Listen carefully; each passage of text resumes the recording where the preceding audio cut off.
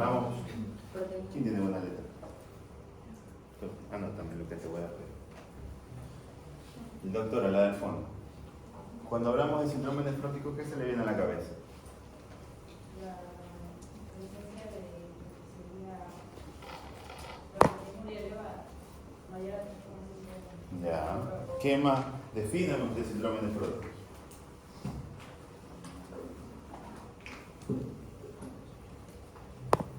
El siguiente.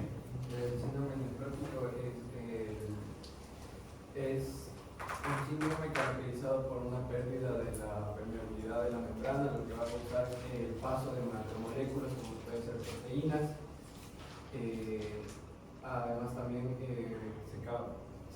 encuentra proteinuria, hiperlipidemia y hipoalbuminemia.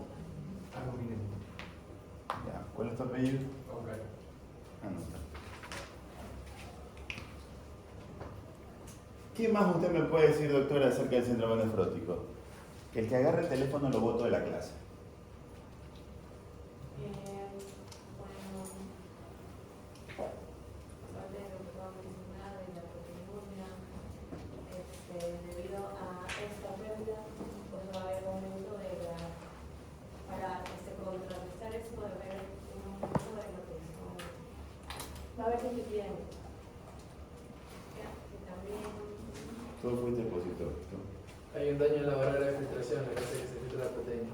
Ya. Al filtrarse las proteínas por la barrera se pierde lo que es la sangre, se produce el edema y por eso también hay una ligera hipertensión. Dame una definición. ¿Qué es para ti síndrome nefrótico? Un síndrome en el cual hay No me repitas lo mismo que te repiten todos. ¿Qué es para ti un síndrome nefrótico? un síndrome caracterizado por un daño en la barrera de filtración. Ya. Se filtran las proteínas. Ya. ¿Qué defines tú del síndrome nefrótico? A ver, primero, solamente como un síndrome hace un conjunto de síntomas. Perfecto. En este caso está originado por una alteración en la barrera de filtración, Ya. sobre todo lo que se pierde hay una alteración podocitaria. ¿Hay qué? Hay una alteración a nivel del glomérulo y de los podocitos. O sea, se pierden la capacidad de la barrera para repeler esas moléculas grandes como las proteínas. Ya. Las proteínas se empiezan a fugar, se eliminan por la orina. Esa pérdida de proteínas origina una compensación por parte del hígado, que empieza a sintetizar sobre todo lipoproteínas, lo cual genera una hiperlipidemia en el paciente. A su vez, la hiperlipidemia, como se están perdiendo proteínas, esas proteínas mismas también pueden llegar a perderse por la orina y originar lipiduria. Y la pérdida de albúmina por la orina ocasiona una disminución de la presión osmótica, lo cual origina el edema. Anota. A ver, esto ya ustedes tienen que saber, no es necesario, esto es un remember lo que estamos haciendo. Cuando yo hablo de síndrome nefrótico, ¿no tiene más marcadores? Cuando yo hablo de síndrome nefrótico, hablo netamente, se me viene a mi cabeza,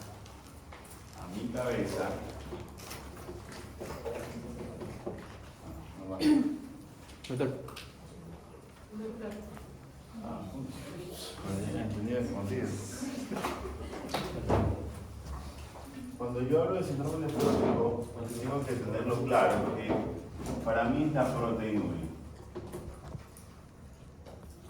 ¿Qué es proteinuria? Presencia de proteínas en orina. ¿Verdad? Nada más. Eso es proteinuria. Proteinuria, que puede ser, como muy bien lo dijo, ¿quién puso proteinuria? Proteína. Sí. Puede ser un rango nefrótico, puede ser una proteinuria fisiológica, como puede ser una proteinuria. Hay varios tipos de proteinuria, varios tipos de clasificaciones, que no lo vamos a hablar por cuestión del tiempo, porque ustedes tienen que leer. Entonces, cuando nosotros hablamos de proteinuria, estamos hablando de un rango nefrótico. Y como muy bien se lo dijo, Yo soy. Un rango nefrótico que el corte es de 3, para mí de 3, no 3.5. 3. ¿Por qué se toma ahora de 3? Porque se define que la proteinuria, por encima de un rango de 3, ya hay una afectación de la barrera de filtración de gran importancia. El índice coeficiente de albúmina, creatinina, es grande, es de gran pérdida, que necesariamente con 3 gramos es suficiente para considerarlo como un síndrome nefrótico en la actualidad. ¿Ya? Entonces yo tengo a la cabeza que tengo una proteinuria. Proteinuria, rango nefrótico, 3.5 gramos o 3 gramos. ¿Ya? Otro componente que es importante, ¿ya?, es la dislipidemia.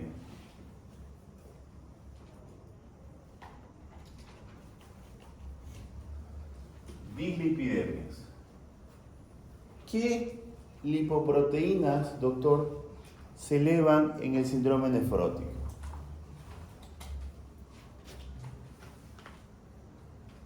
¿El siguiente? Esta es lección, ¿ah? ¿Mandé? LDL, ¿ya? Comienzan a elevarse para que no haga un taponamiento porque se hace liposoluble. ¿Ya? Doctor, ¿qué lipoproteínas se elevan en el síndrome nefrótico?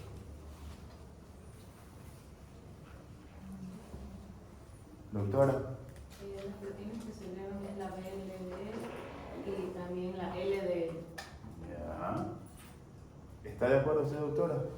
Sí, la VLDL, LDL, triglicéridos. Ya. ¿Está de acuerdo usted, doctor? ¿O se opone a lo que dice su compañero? Sí, se eleva el triglicéridos, pero también puede haber descenso del HDL, puede haber descenso. Anótame ellos 3. Ella y él. Entonces, cuando yo tengo incremento en las dislipidemias, o las alteraciones de las dislipidemias, son importantes, donde yo también tengo que considerar otro punto a mi favor o a favor del síndrome nefrótico. ¿Ya? ¿Qué son? De aquí. Daño endotelial y alteración antitrombina.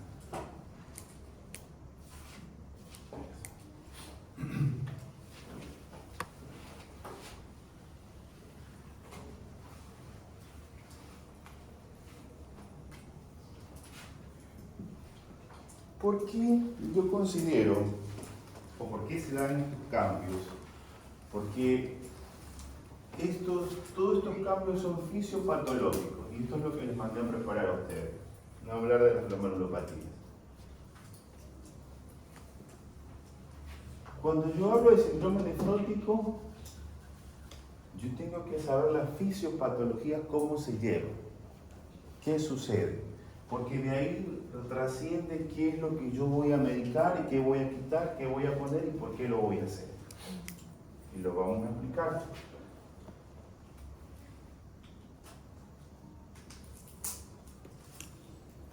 Lo primero que se genera en un proceso de un síndrome nefrótico, ¿ya?, es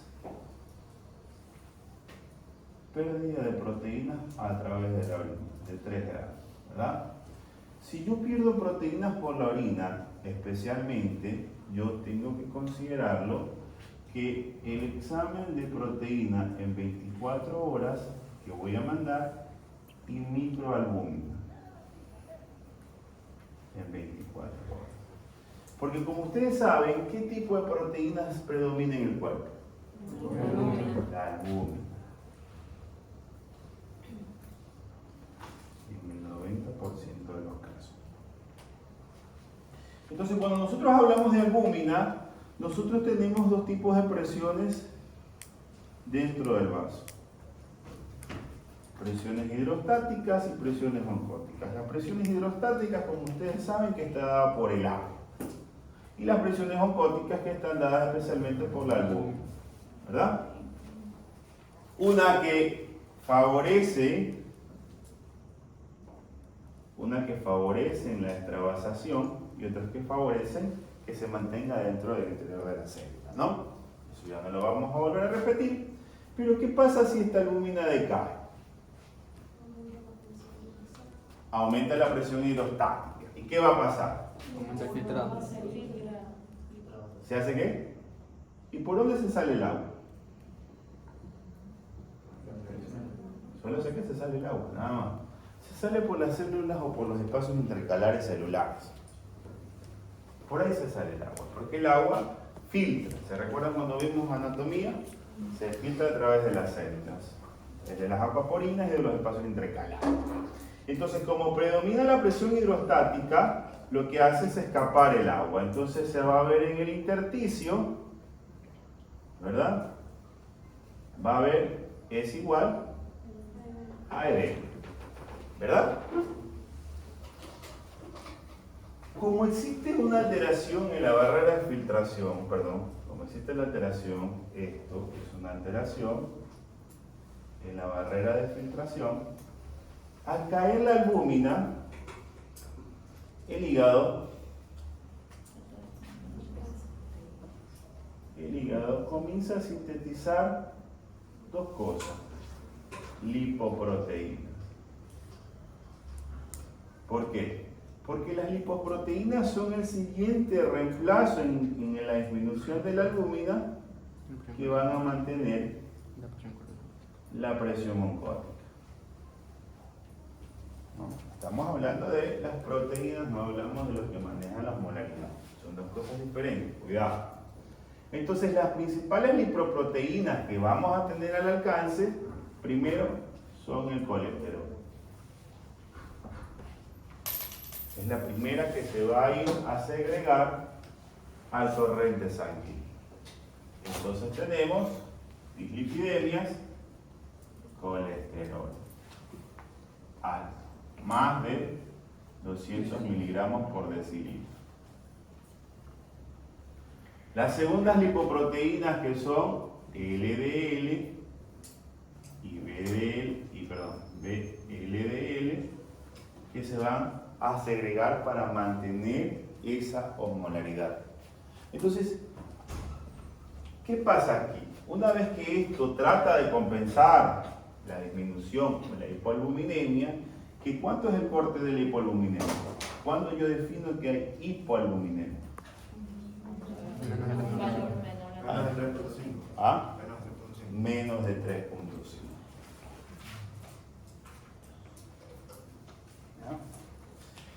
Entonces, ¿qué pasa? Una vez que esto se produce, la extravasación, el vaso genera algo que se llama disminución de la distensión vascular. Para los que no entienden, colapsa. Colapsa. El vaso, si tenía ese diámetro, el vaso pasa a tener este diámetro. Y vienen dos componentes importantes. Primero, si yo tengo aquí elementos figurados,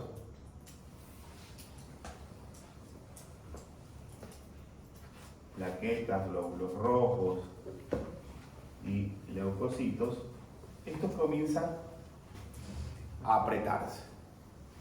Y ahí hay lo que se llama agregación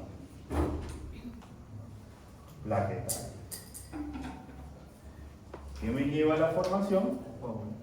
No, trombos. Porque el coágulo es otra cosa. Trombo. Coágulo es fuera. Coagulación. Trombo es adentro. Entonces forma trombos. Y a esto se suma otro componente que al disminuir la distensión vascular va a generar un evento en cascada. ¿Qué pasa cuando hay un shock hipovolémico, doctora? Hay la pérdida de sal el agua. Ya. ¿Y qué sucede? Hay una. Tranquila que vamos a llegar hasta allá. Doctor, esto es lección oral, ¿ah? Cuando hay shock se activan los sistemas de rebote. Shock hipovolémico. Sí, haciendo que se retenga agua mediante el sistema renina-angiotensina cuando se encuentra en presencia de la parte yuxtaglomerular. Esto lo detecta y se activa, haciendo que se aumente pues, la aldosterona y como mecanismo compensatorio trate de mantener y regular la presión arterial. Ya. Ah, no, pero no se maneja. Cuando yo tengo este problema, cuando yo tengo la disminución del diámetro, disminución del colapso vascular, que algunos lo llaman, se activa algo que se llaman varoreceptores. Los varoreceptores son receptores encargados especiales de medir el diámetro del vaso. Una vez que colapsan, se activan. ¿Cuál es la función principal de los varoreceptores que se encuentran en los grandes vasos como la carótida? Producir especialmente la estimulación simpática. Liberación de adrenalina, noradrenalina, las diferentes catecolaminas principales. Ante un evento, porque lo traduce como que es un shock hipovolémico, porque colapsó el vaso, disminuyó su diámetro. Entonces todos estos sistemas se activan y van a llevar a los plexos renales. ¿Se recuerdan que los plexos renales, que la estimulación era una estimulación simpática, que favorecía dos cosas? Favorecía la activación del SARF y favorecía a la vasoconstricción y vasodilatación aferente y eferente. ¿Verdad? ¿O no? ¿Ya? Entonces, ¿qué pasa? Como disminuyó esto, se activó el SARF. Al activarse el SARF, esto ya ustedes no es necesario repetírselo, se activa la retención sodio y agua. ¿Ya? Estos mecanismos que llevan al glomérulo. El glomérulo habitualmente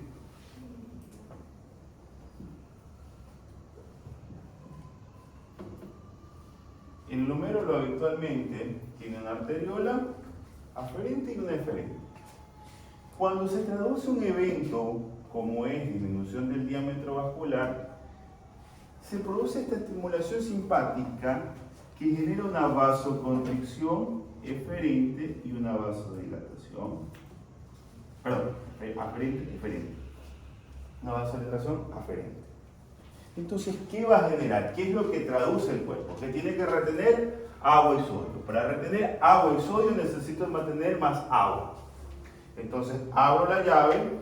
Al abrir la llave, genero un evento importante que es una glomerulomegalia.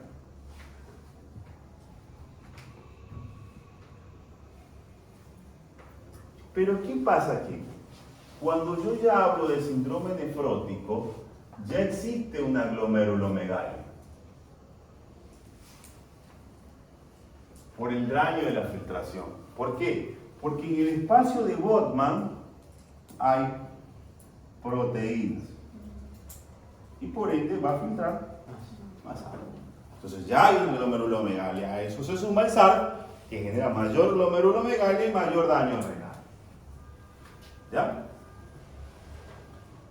Entonces, conjuntamente a todo este evento que se genera, ¿ya? Hay algo que se llama agregación plaquetaria, que es uno de los puntos que hablamos, y hay otro evento que se llama daño endotelial, porque al producirse el escape de las grandes cantidades de agua a través de las células intercalares, se produce una agresión del endotelio vascular.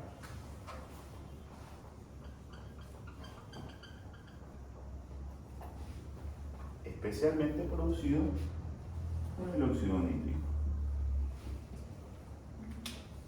Entonces, cuando se produce este daño endotelial, favorece a la agregación plaquetaria. Como que yo cojo un imán y tengo una moneda, la moneda va a buscar al imán. Lo mismo pasa acá. Entonces favorezco la agregación plaquetaria. ¿Ya? Entonces el daño endotelial me va a favorecer a la agregación plaquetaria.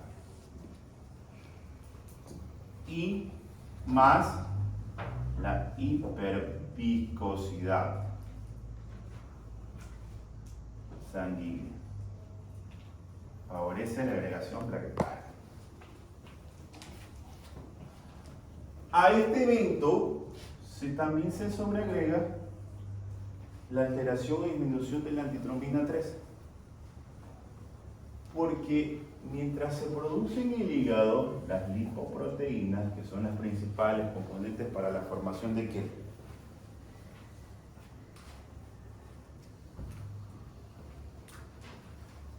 De hormonas, de esteroides, ¿verdad? Y de factores de coagulación. Y uno de los factores, antitrombina 3. Al generarse una alteración en esto, una caída de la activación de los mismos genera una alteración en la antitrombina 3 y donde se producen los trastornos de la coagulación. Ahora,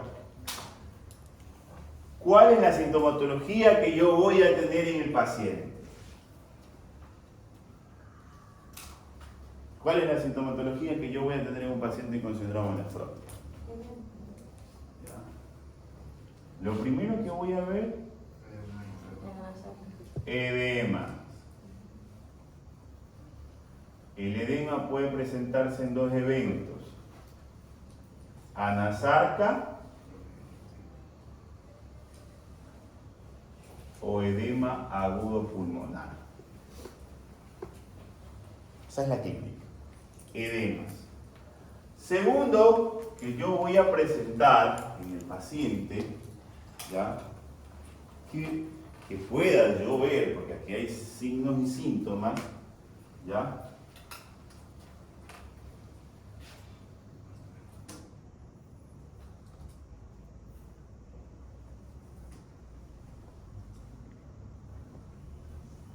Pequeñas de microangiopatías, o petequias, como algunos le llaman, o muchas veces trombosis, ¿ya? Pero antes de eso, se me olvidaba, antes de ponerlas, vamos a hablar un poquito del edema. Cuando yo tengo un edema, es una de las principales causas que viene el paciente, ¿ya? Cuando yo tengo el edema, ¿cómo yo sé que es un edema renal? Doctora. Por la fobia. Todo edema de la fobia.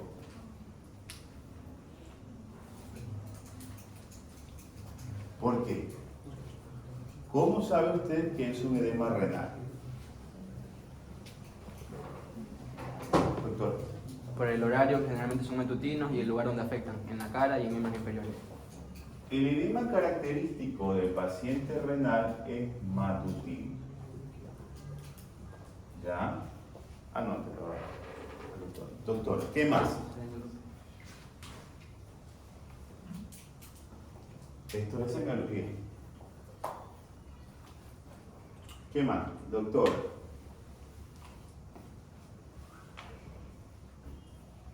Doctor.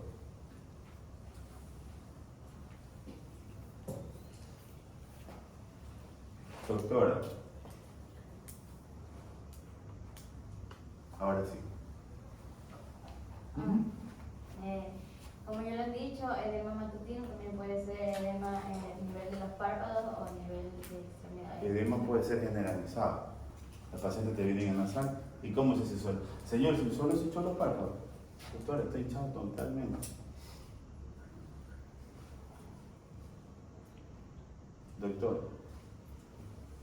Doctora. El edema va disminuyendo conforme va pasando el día. Hay palidez. Hay palidez. Todo edema de la palidez. Todo edema es postural. El edema, la característica primero es blando. Es matutino.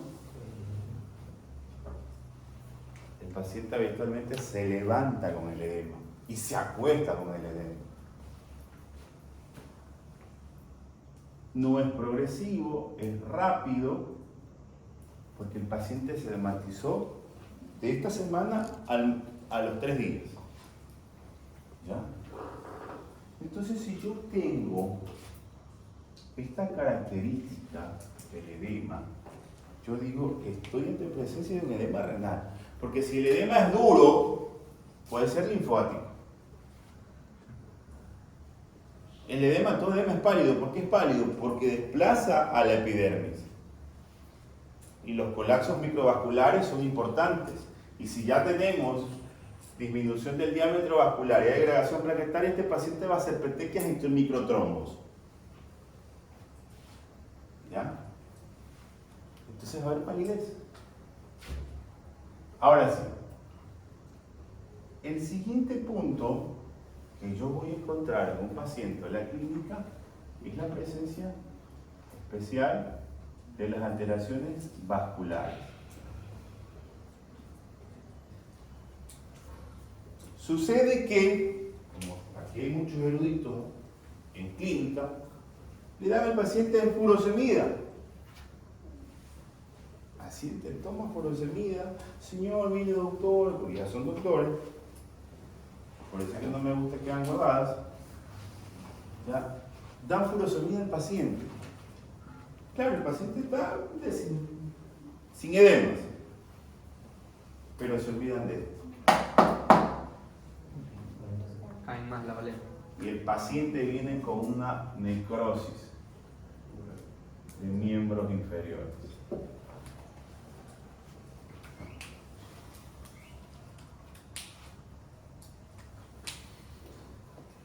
Entonces, vamos viendo el paciente, 1, 2, tenemos alteraciones especiales. El paciente puede cursar con una sintomatología, porque yo vi que pusieron hipertensión arterial. No cursa con hipertensión arterial. ¿Por qué? Vamos a ver. Reivindíquense lo que no contestaron. ¿Por qué no cursa con hipertensión arterial? ¿O debe cursar con hipertensión arterial? En realidad el paciente está hipovolémico y hay una activación del sistema renina-angiotensina, pero no produce hipertensión, sino que la normaliza. Como está baja la hipertensión, hace que la presión arterial se normalice, no presenta hipertensión arterial. Es un mecanismo compensador. Ah, no.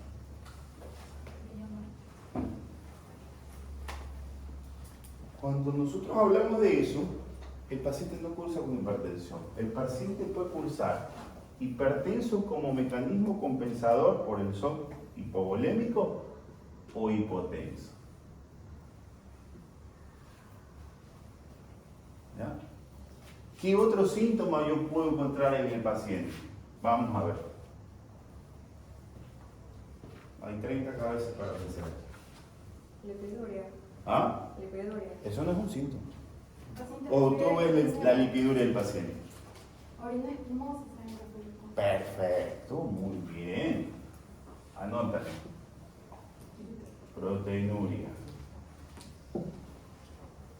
Orina espumosa. ¿Qué más ustedes pueden ver en el paciente? ¿Ah? Puede estar inmunodeprimido. O sea, Puede estar inmunodeprimido porque lo de la enamorada. No está comiendo, está en la mierda, está barbón. No. ¿Qué más ven ustedes en el paciente?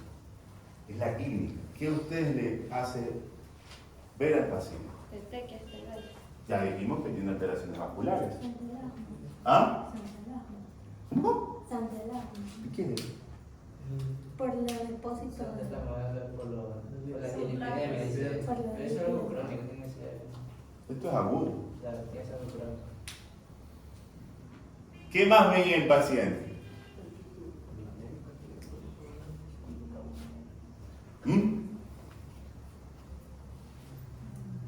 Fatigado por la hipovolemia. Fatigado por la hipovolemia. No. Lo que sí podemos ver, si tiene edema agudo del pulmón, disfunción ventilatoria.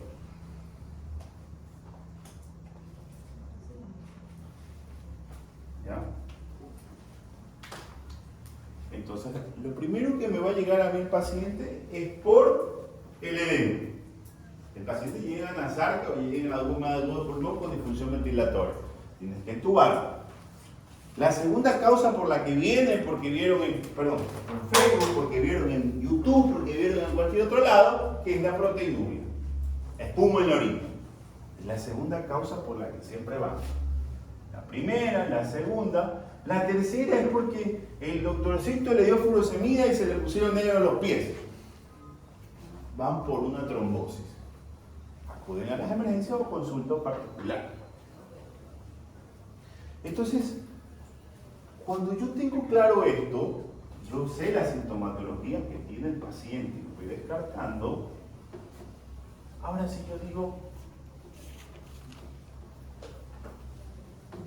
¿cómo yo llego al diagnóstico que este paciente es un síndrome nefrótico? Porque lo único que yo tengo que hacer es diagnosticarlo, que es un síndrome nefrótico. Por eso les pregunto, ¿qué era para ustedes un síndrome nefrótico? Entonces me vienen dos cosas. Yo pregunto, ¿ya el paciente me llegó en edad anasarca o está en edema agudo del pulmón, está con lesiones microvasculares, está con proteinuria porque tiene presencia de espuma en la orina? Ya tengo más o menos claro que es un síndrome nefrótico y sé que el síndrome nefrótico voy a encontrar esto. ¿Cómo hago el diagnóstico?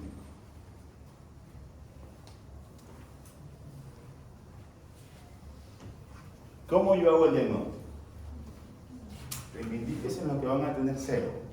El diagnóstico específico por medio de la biopsia.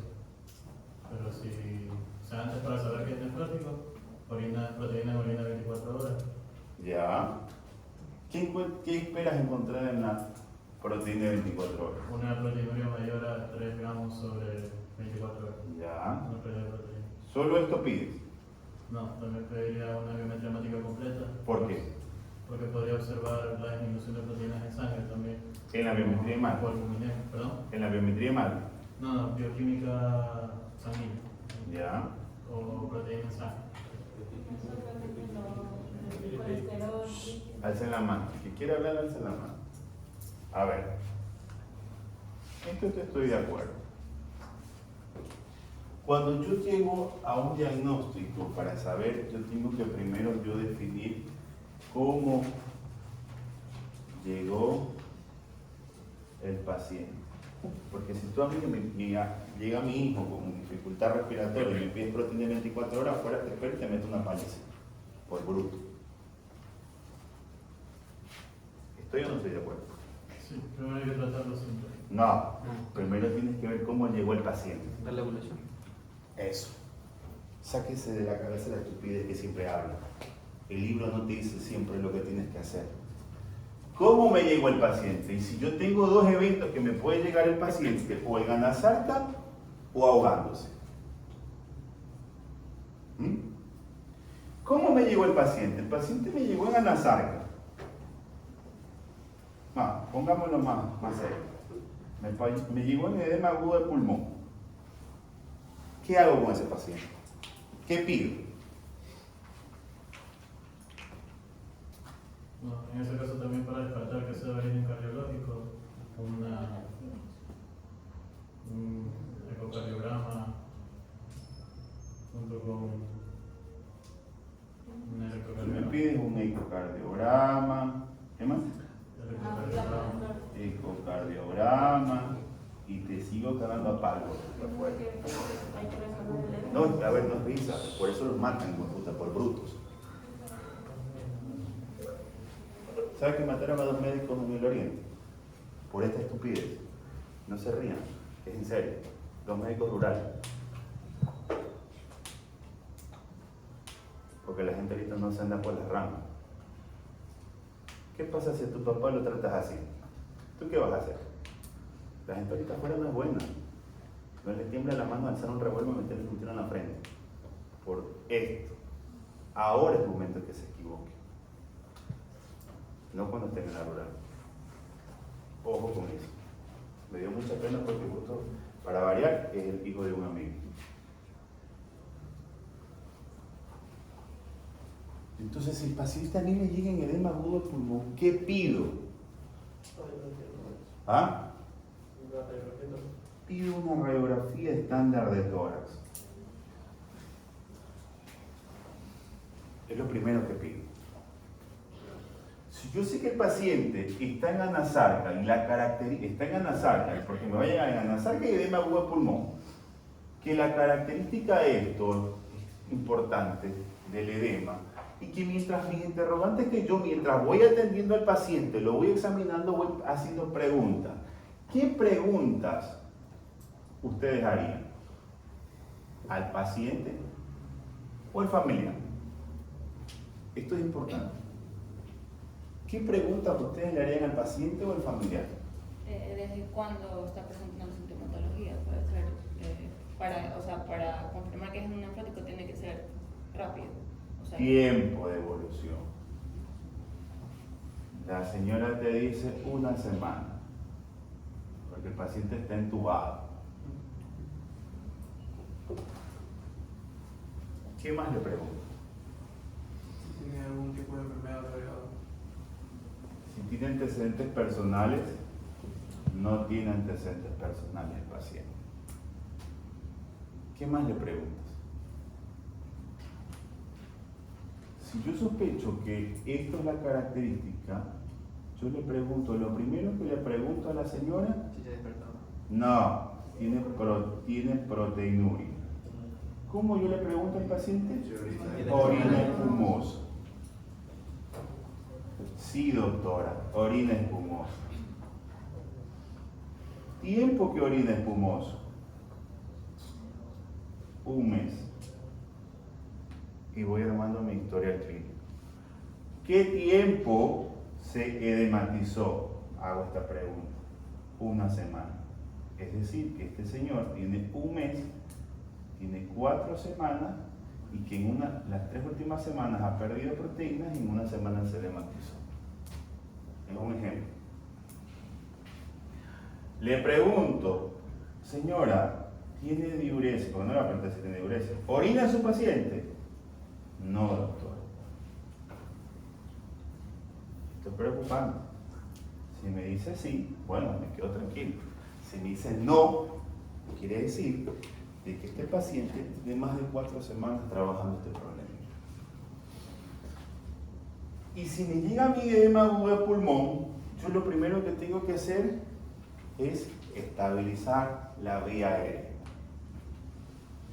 Entonces, estabilizo, esto es cirugía, estabilizar vía aérea. Si el paciente tengo que entubarlo, si el paciente tengo que ponerle cánula, si el paciente tengo que considerar qué hacer porque tengo que estabilizar vía aérea. Prioridad. ¿Ya? Pero si el paciente le viene en anasarca, bueno, sí se ahoga, pero no es tanto. Hago las mismas preguntas y llego al diagnóstico. Entonces, ahora sí, si yo el paciente, tanto en anasarca como en edema agudo de pulmón, ¿qué le pido a este paciente? ¿Qué? Porque este paciente, no va a llegar a su consulta, va a llegar, y si llega a su consulta llega en anasarca, si no llega a emergencia, pero en edema agudo de pulmón. Y yo tengo que diferenciar cómo lo voy a ocultar, qué voy a encontrar en el edema agudo de pulmón o en un paciente que tiene como un tromboembolismo o en un paciente que tiene un asma bronquial o en un paciente que tiene un EPOC. Yo tengo que saber ocultar. ¿Qué es un pulmón húmedo?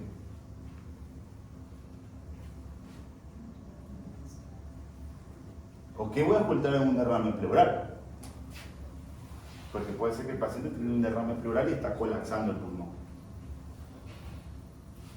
Entonces es importante que ustedes aprendan la semiología. Entonces yo tengo este paciente y ahora sí yo lo defino, digo, está en edema agudo de pulmón, ya voy a estabilizarlo, pido la radiografía, estabilizo vía aérea, lo entubo, pero como está con un derrame pleural, va a ser imposible ampliar ese pulmón. Entonces comienzo a pedir, para esto ya pido la radiografía estándar de tórax, ¿y qué pido en la química? Primero pido una biometría, porque quiero saber si tiene ya 4 semanas. Al generarse los problemas de microtrombos, generan problemas de lesiones ulcerativas y a la vez de procesos infecciosos bacterianos. Entonces, por eso es que los síndromes nefróticos esos son infecciones dentro de las complicaciones, pasado de las 4 o 5 semanas de evolución. Entonces pido una biometría, porque para mí este señor tiene más de 5 semanas evolutivas y para mí se va a infectar si ya no está con una neumonía o está asociado a alguna otra cosa. ¿Ya? Pido un perfil renal, pido un perfil hepático, porque acuérdense que aquí juega un rol importante, pido un perfil lipídico, colesterol, HDL, LDL, VDL, ¿ya?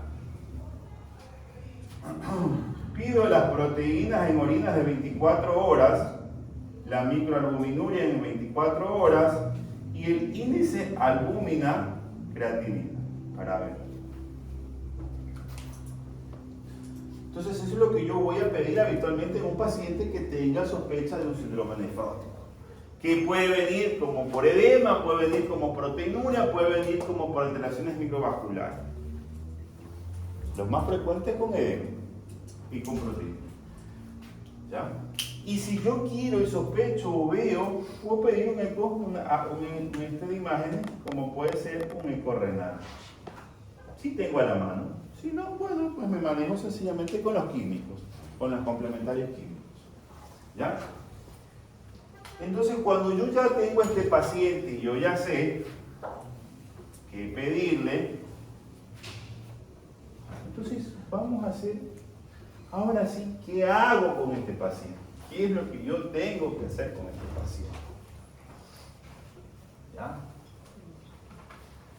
Entonces, cuando yo tengo al paciente, el tratamiento que yo le voy a dar, el tratamiento del síndrome nefrótico.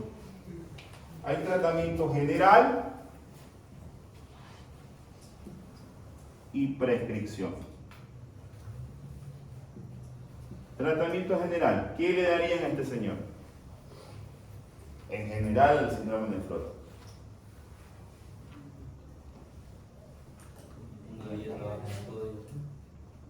Bajo sodio. Muy bien. ¿Qué más? Restricción de líquidos. Estatinas. Eso es prescripción, doctor. ¿Qué más? Dieta baja en proteínas. Baja en grasas. ¿Qué más le doy?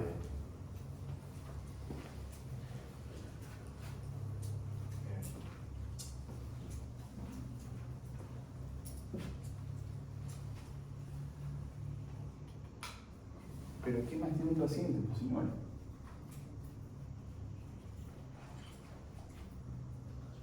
Un balance hídrico.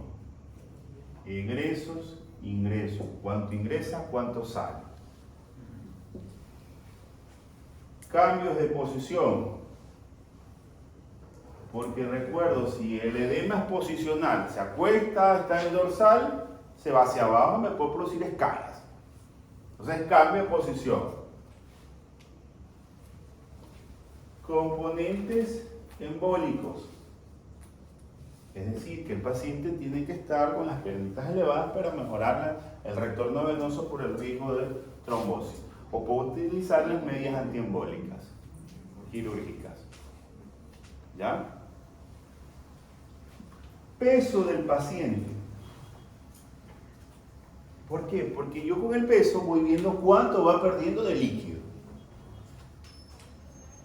Y eso lo hace el enfermero.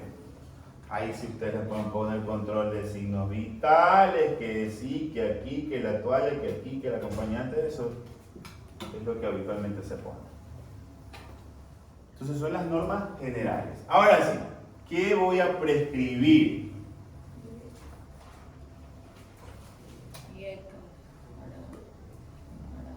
¿Qué prescribo? ¿Qué es lo primero que tengo que prescribir?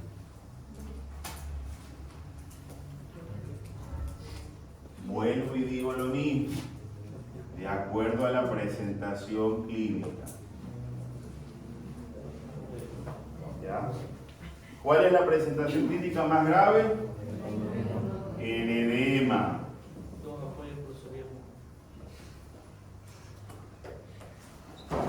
Primero, edema agudo del pulmón. Si yo sospecho que el paciente me viene con un edema agudo del pulmón producto de un síndrome nefrótico, ¿qué tengo que hacer?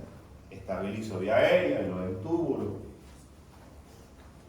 lo coloco en el ventilador mecánico y digo que tengo que forzar la diuresis. Para eso pido balance de ingresos y egresos. Entonces yo digo, voy a utilizar, ¿cuál es el diurético de mayor facilidad que puedo utilizar? Diurético de ácido. Furosemida. ¿A qué dosis utilizo? ¿Ah? 80 miligramos. 20, 40, 80. Utilizar 1 gramo en 500 cc de solución salina a 41 ml hora. ¿Por qué? Porque mi objetivo es depletar ese pulmón.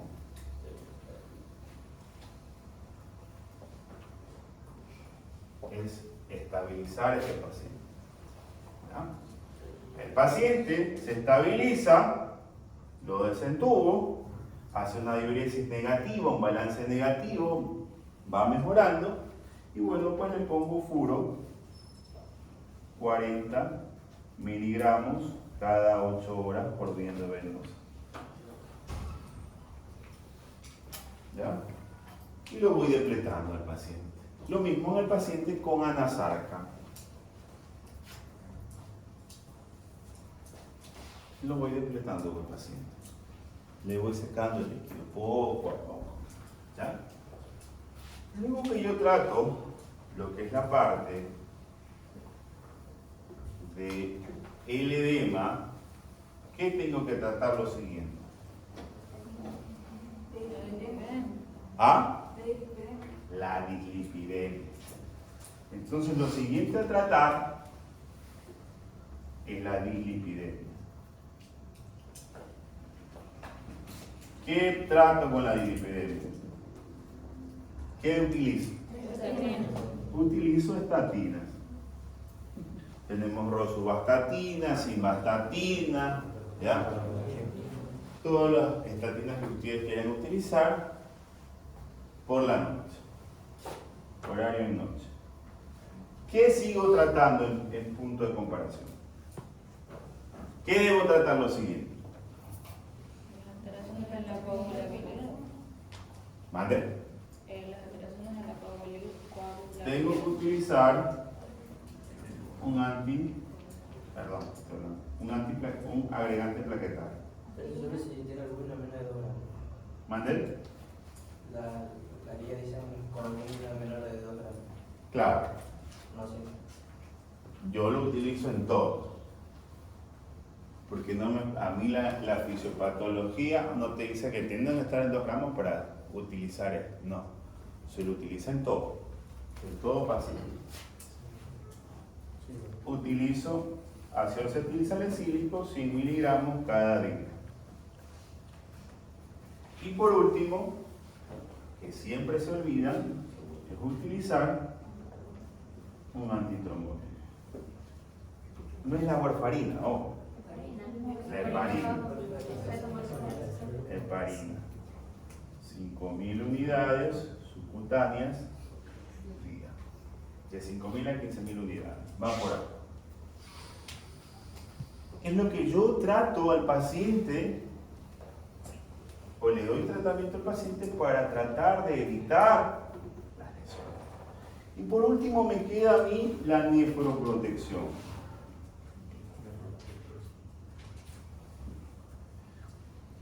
Ustedes se recuerdan que se activaba el sistema renina-angiotensina-aldosterona y que por eso hay que bloquearlo. Por eso se dan IECAS o ARA2. Y antes se hablaba mucho de la teoría del doble bloqueo, es decir, yo daba un inhibidor de la enzima y otro daba lo que es el bloqueo del receptor. Pero se dio que tanto dando dos fármacos y dando uno tenían la misma respuesta, pero que con los que daban dos fármacos tenían el mayor riesgo de terminar con una falla renal aguda. Entonces se quedó que se debe utilizar uno de los dos. Puede ser enalapril, dosis de 10 miligramos día, o losartán, dosis de 100 miligramos día. ¿Ya?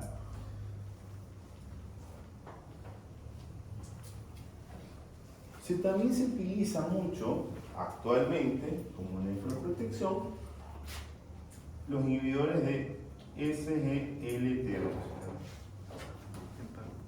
como son la dapaglifosina y la empaglifosina. ¿Qué le va bien al paciente? Porque ese lo que hace es bloquear el receptor donde se absorbe la glucosa y el sodio y disminuye la glomerulomegalia. Y le va bien al paciente.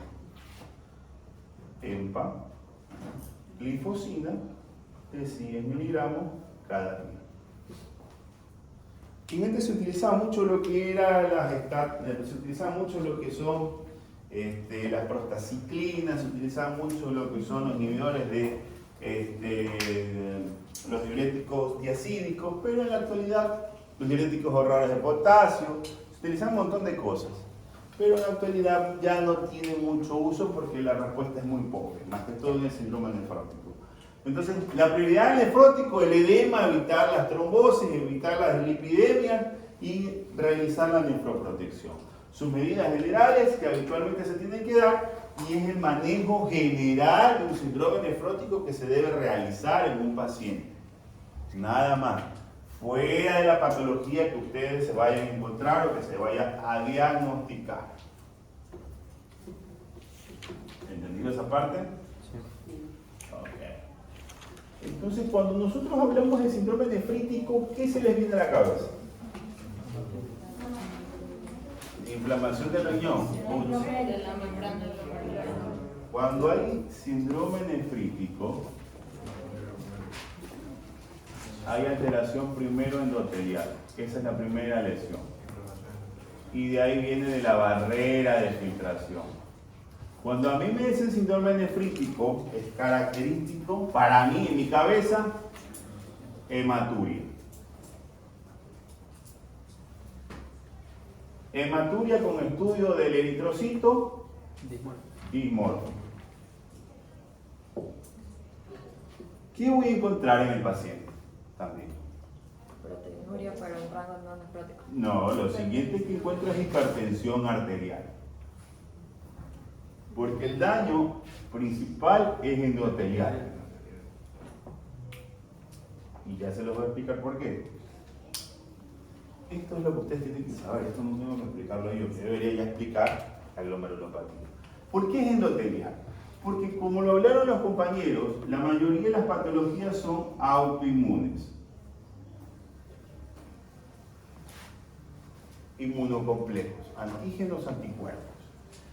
¿Qué generan estos inmunocomplejos en el endotelio? Volvemos a lo mismo, agresión endotelial. Estos inmunocomplejos, al generar agresión endotelial, ¿qué hace ante esta agresión?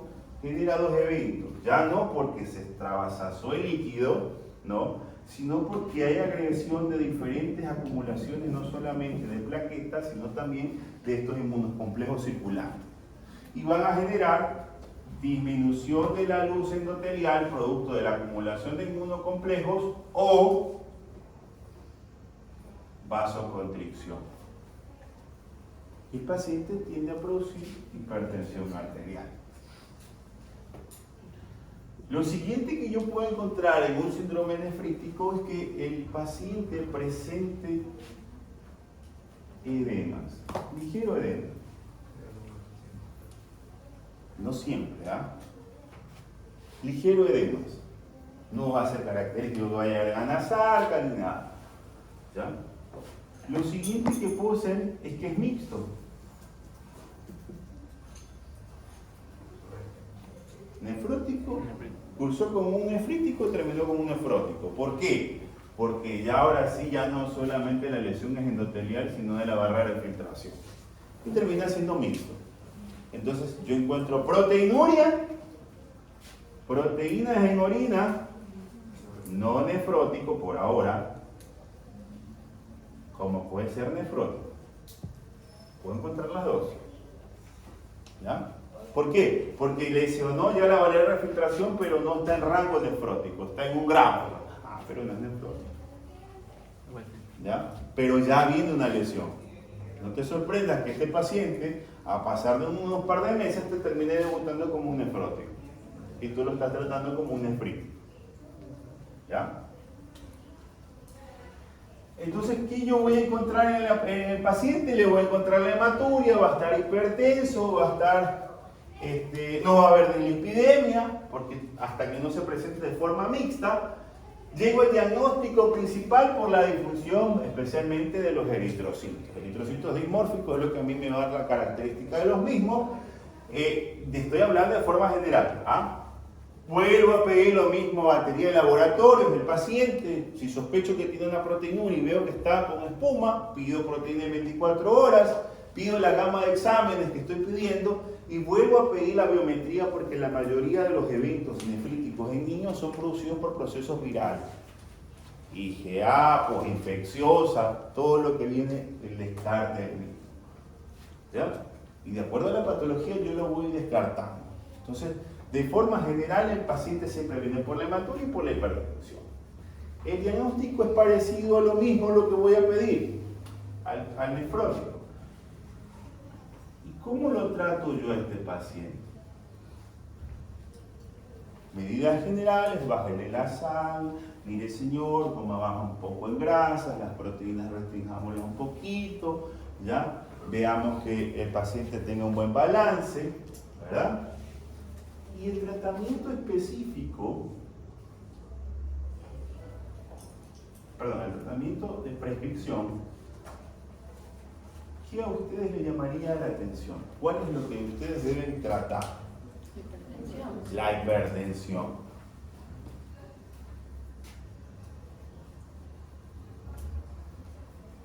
¿Cómo tratan la hipertensión?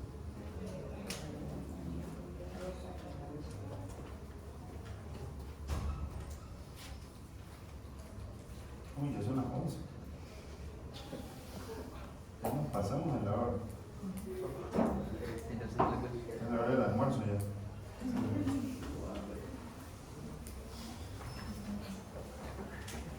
Ya.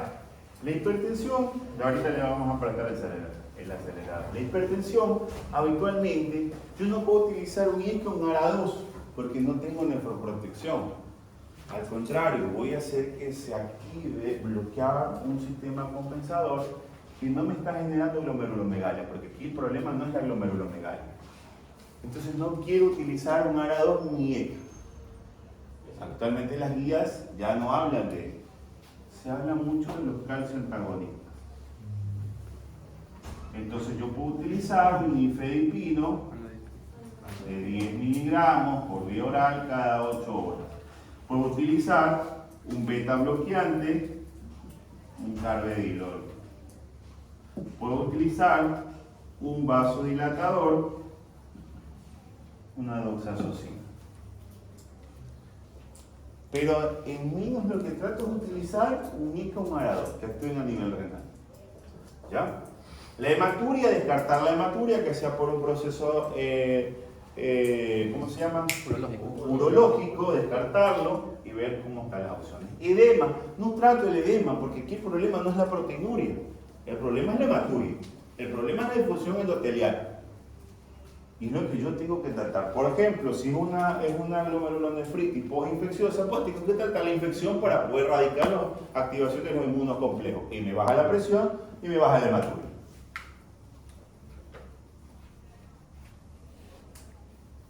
¿Ya? El problema es cuando es mixto. Ahí viene el problema. El problema cuando es mixto, ¿qué se debe tratar? ¿Nefrótico o nefrítico? ¿Ah? El nefrótico. Yo el paciente, cuando es mixto, yo no lo trato como un nefrítico, lo trato como un nefrótico.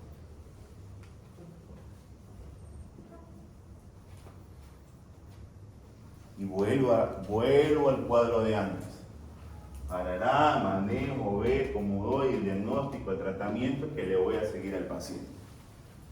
El tratamiento, como vuelvo y repito, es general, no es específico. Porque yo sencillamente lo que estoy haciendo ahora es tratar el síndrome. Y el tratamiento no queda otra cosa que es sindrómico. Nada más. Pregunta.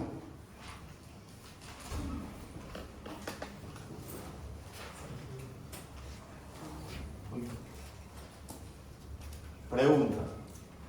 ¿Todo nefrítico puede llegar a un nefrótico en algún punto o no? No, muchas veces son netamente nefríticos, como por ejemplo la IgA. Por ejemplo, la postinfecciosa.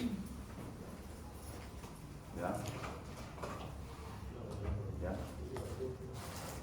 Pocos llegan a un mixto.